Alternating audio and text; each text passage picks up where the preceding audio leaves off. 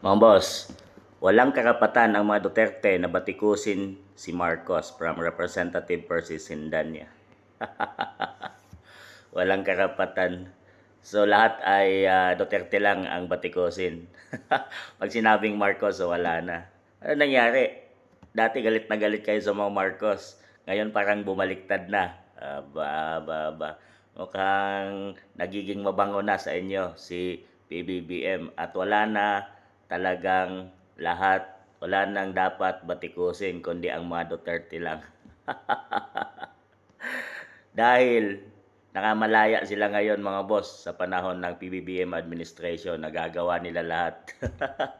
Pero lahat ng panggigipit ay ginawa ng Duterte administration sa kanila.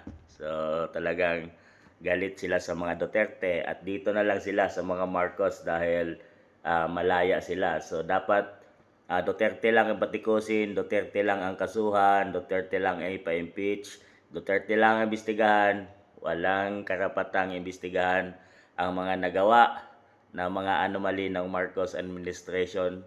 Ang lahat ay Duterte ang may kasalanan. Tignan mo tong taong to mga boss. Malaya pa to ngayon pero pagdating ng panahon na Duterte na talagang magigipit na tong mga to. Talagang kaya ayaw nilang maupo ang mga Duterte at Marcos lang ang maganda sa kanila ngayon. Siguro nakikinabang tong mga to mga boss. Sa tingin niyo?